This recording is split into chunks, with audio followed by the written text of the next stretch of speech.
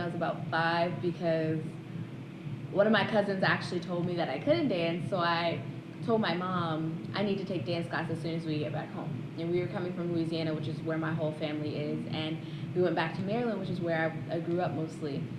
And she put me in dance classes right away, and I just danced from there. At that point, it was just a recreational thing, just to show that I could do something good. And then I didn't get serious about dance until I was about 15. And I had just joined a competitive company, and we went to do a lot of competitions all along the East Coast. And I think that really helped me figure out that there is a voice in dance, and I could find my own voice and do something with my body that I don't think anybody else could do except for me, because it is my own style, my own way of being. Madonna, spin around a lot. I started dancing in my room with the door closed.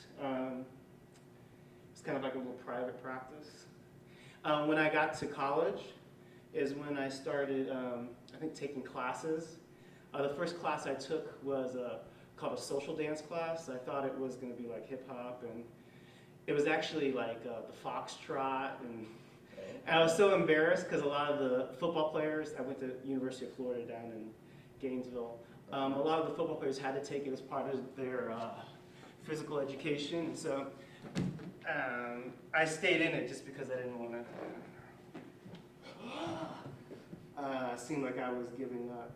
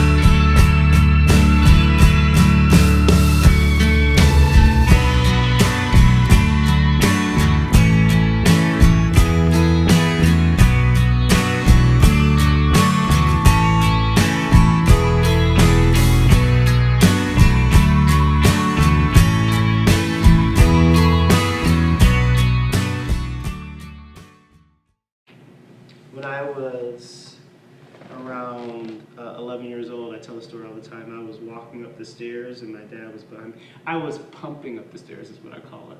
I think at that age I was trying on different types of attitudes and architectures in the body.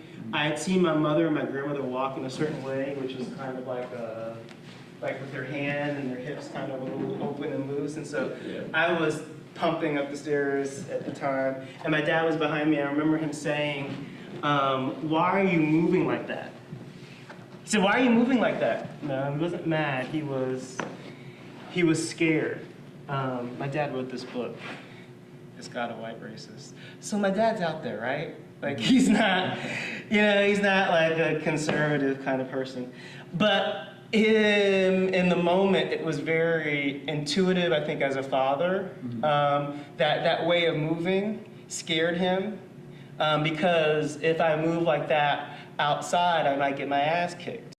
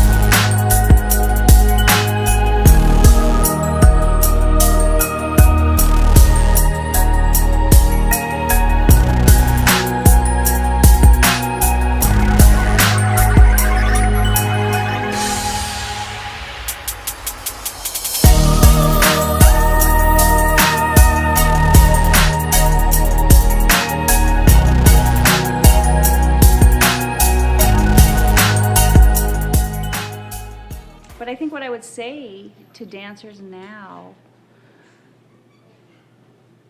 which I think would still hold true 20 years later, is that you need to find the work that you like to do, that you need to put yourself in a situation where you're getting a lot of input, taking a lot of different kinds of classes, meeting a lot of different kinds of people, performing a lot of different kinds of work, and then follow the one that makes your heart race, that makes your temperature rise and makes you feel excited and makes you feel like you're really expressing what you want to express. And then go and study with that person and take as many workshops as you can and kind of hound them and be in their face. So,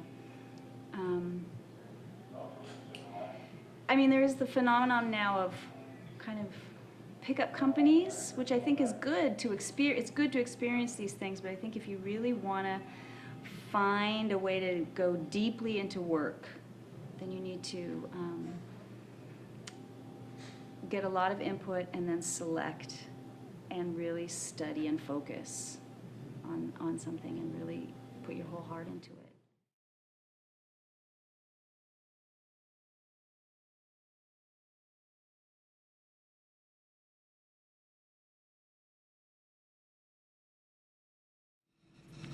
I think that Columbia, because of the curriculum mostly, it's very contemporary and modern, and it's not so focused on ballet as this foundational, prestigious dance form. And I like the idea that all dance styles are equal.